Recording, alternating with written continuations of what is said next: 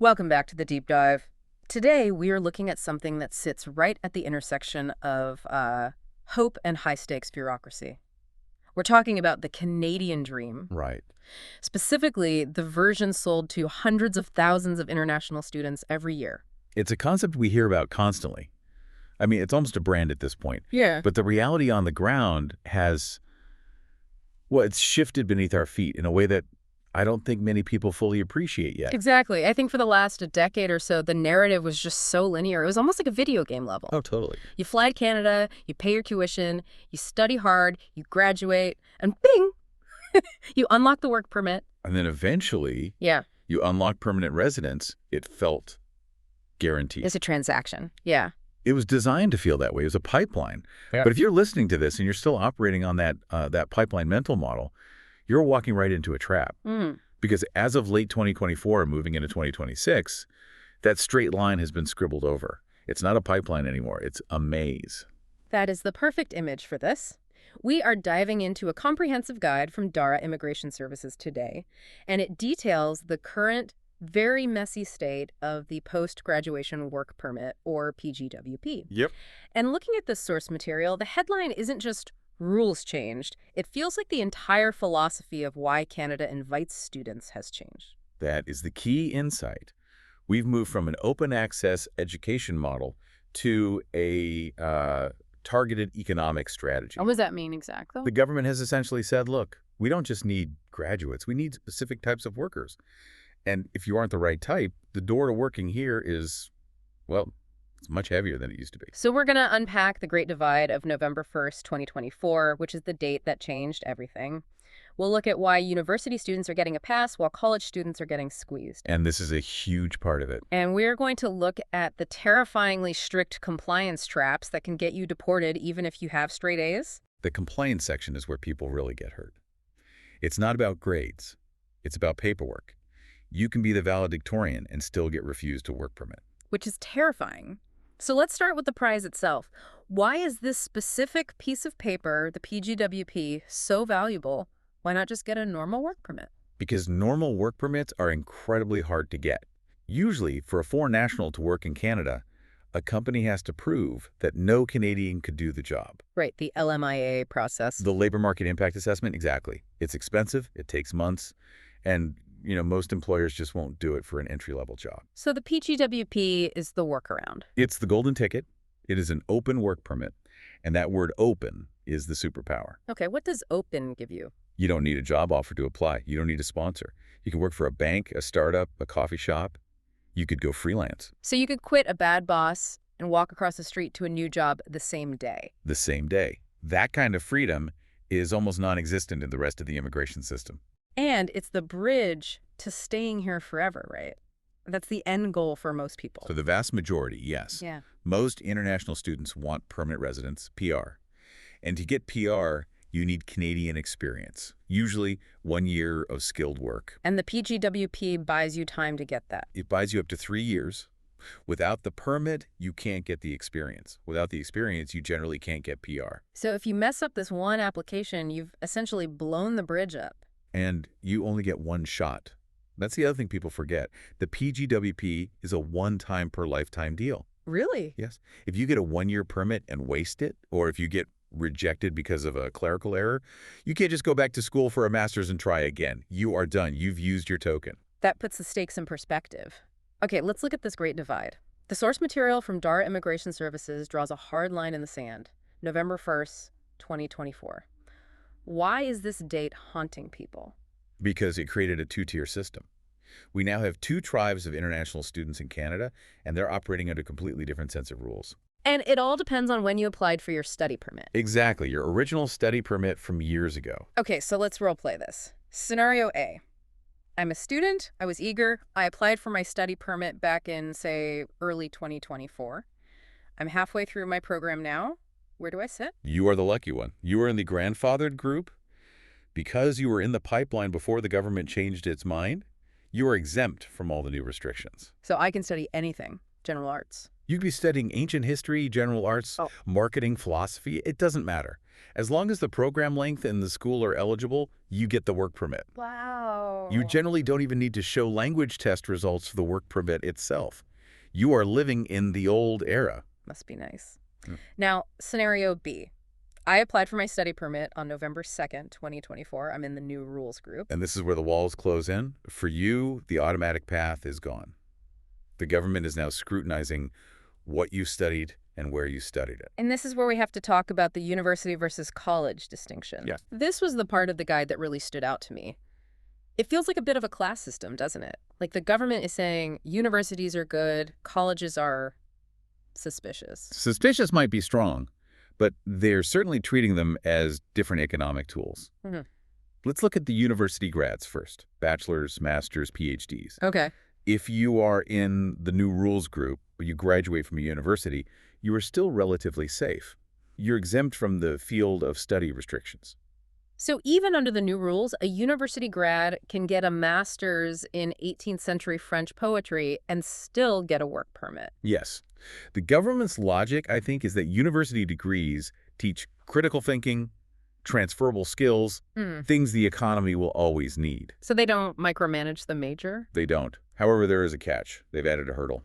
Language testing. Even if I just spent 4 years writing papers in English, I have to take a test. Doesn't matter. Yeah. You have to prove it to the immigration officers. You need a CLB 7 in English or an NCLC 7 in French. And what is CLB for people who don't know? Canadian Language Benchmark. A CLB 7 is a solid intermediate to advanced level. It means you can function effectively in a complex workplace. So it's doable, but it's an extra step. It's an extra step, an extra $300, and an extra layer of stress. You can't just skip it because you think your English is good. Okay, but at least the poetry major can stay. Now, let's look at the college graduates, the diploma and certificate students.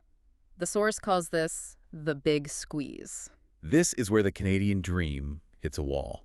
If you are a college grad in the new rules group, you are no longer guaranteed a work permit. To get one, your specific program of study must be linked to a specific labor shortage. So the general business diploma is dead. For immigration purposes? Yeah. Likely, yes. If you come to Canada to do a 2-year diploma in hospitality management or general administration, and you applied after November 1, 2024, you might graduate and find out you are ineligible for a work permit. That is terrifying. You could spend 2 years and tens of thousands of dollars in tuition and then be told, thanks, go home. Exactly. Unless your field is on the shortage list. What is on this list? I'm guessing it's not podcast hosting. Definitely not. No, it is extremely utilitarian.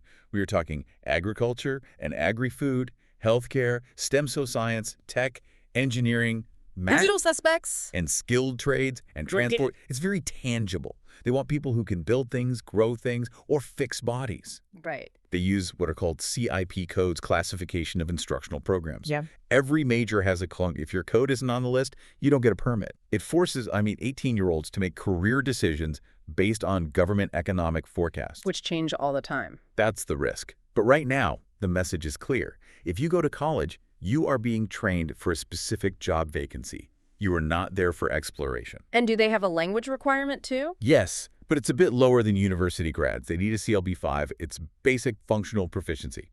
But again, it's a mandatory hoop to jump through. So if I'm summarizing the strategy here, the government is trusting universities to create citizens, but they are using colleges to create workers. That is a harsh way to put it, but Yeah. yeah, it's accurate. It's a funnel.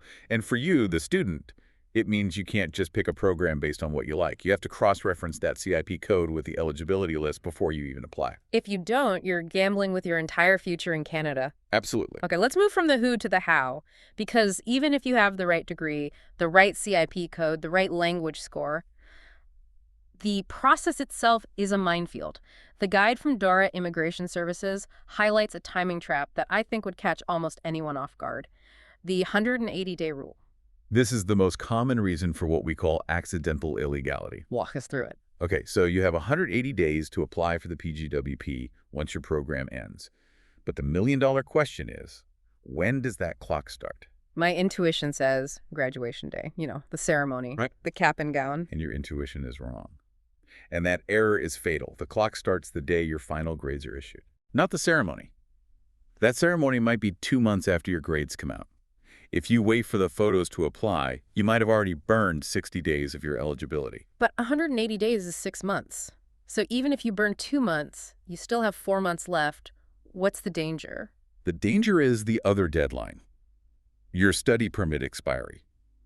Usually your study permit expires 90 days after your study's complete. Yeah. So if you wait for the ceremony, your study permit might expire. Now you have no status in Canada. You can't apply for a work permit if you don't have status. So you're in limbo. Worse, you are out of status. You have to pay a restoration fee of $229, apply to be a student again even though you're done studying, wait for that to be approved, and then apply for the work permit. It's a huge mess. But there's a flip side too, right? You can't apply too early either. Correct. This is the Goldilocks problem. You Oh. cannot apply the day you finish your last exam. If you apply before you have your official letter of completion and your final transcripts, you will be automatically refused. So you have to wait for the paperwork, but not wait too long, or your status expires. Exactly. You have to thread the needle. And while you're doing that, there's the question of money. Can you even work during this weird transition period? Yeah, I imagine most students are broke by the time they graduate. They need cash flow immediately. Usually, yes. There is a rule called maintain status. It's a lifesaver. If, and this is a big if your study permit is still valid on the day you click submit for your work permit, Okay. you can start working full-time immediately. You don't have to wait for the approval letter. That's huge, because processing can take months, right? Current estimates for 2026 are hovering between 80 to 140 days. That's nearly 5 months. Wow. If you have maintained status, you can work that whole time. If you let your study permit expire by even 1 day before applying, you have to sit on your couch for 5 months. You cannot work. That's an expensive mistake. 5 months of rent with no income. Speaking of expense, let's talk fees. What's the damage to the wallet to actually submit this thing? It's creeping up. For 2026, the base fee is around $155. But there's a hidden fee, the open permit holder fee, which is another $100. So up front, you're paying $255. Not terrible, I guess, compared to international tuition. True. But remember, that's just the application. If you mess up the timing and need to restore status, add $229. If you need a language test, add $300. It adds up. It really does. I want to pivot to what the guide calls the landmines. These are the things that look fine on the surface, but when an officer digs into your file, they blow up the application. The biggest one seems to be the part-time trap. This is the heartbreaker. I have seen students with perfect grades, great job offers, and clean records get rejected because of this. How does it happen? To be eligible for the PGWP, you must have maintained full-time student status for every single semester of your program. Every single one. Every single one. The only exception is your very final semester. So let's say 3 semesters ago, I was really stressed or I ran out of money, so I dropped a couple of courses. I only took 2 classes instead of 4. I passed them. I'm back to full-time now. You are ineligible. Just like that. 1 semester, 2 years ago. Just like that. The officer looks at the transcript. They see a semester with fewer credits. They check if it was a scheduled break like summer. If it wasn't, they deny the permit. But why? The logic is that the study permit was for full-time study. If you weren't full-time, you weren't complying with the permit. Is there any mercy? What if I was sick? There is a tiny sliver of mercy for authorized leave. If you had a medical emergency, a death in the family, something serious, and you formally requested leave from the school at the time, you can submit a letter of explanation. But you need proof. You can't just say, I was overwhelmed. No, or I wanted to work more shifts. That's a definite no. It really reinforces that the system doesn't care about your education journey. It cares about your compliance record. That's it. It's a compliance test. Another one is the unauthorized work trap. You're capped at 20 hours, sometimes 24, of off-campus work per week during the semester. If you work 30 hours to pay rent and the officer finds out, refused. Yeah. Because you violated the terms of your study permit. You have to be squeaky clean. There's one more landmine that feels almost bureaucratic, but is just devastating. The passport trap. Oh, this one is so avoidable. The rule is simple. Immigration Canada cannot issue a document past the expiry date of your passport. So do the math for us. Why is this a trap? Okay, let's say you finish a 2-year diploma. Under the rules, you are eligible for a 3-year work permit. That is the gold standard. Right. But your passport expires in 12 months. Okay. The officer will issue the work permit for 12 months to match the passport. They chop off the other 2 years. But you can fix that later, right? Just renew the passport and ask for the rest. It is incredibly difficult. Technically, there's a mechanism for it, but it involves paper applications, more fees, long processing times, and a chance of refusal. The standard rule for the PGWP is one and done. So just renew your passport before you apply. Please. It seems so simple, yet I bet thousands of people miss it. I'm sure they do. They're so focused on getting the transcript from the school, they forget to look at the document in their own pocket. Exactly. I want to touch on families briefly before we wrap up. A lot of mature students come to Canada with spouses.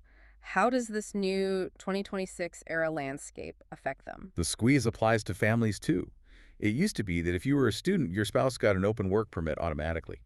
Easy. And now? Now, if you were in that college group we talked about, the one subject to the shortage list, your spouse generally cannot get a work permit. At all? Well, not unless you, the student, are in a very specific high-demand master's or doctorate program.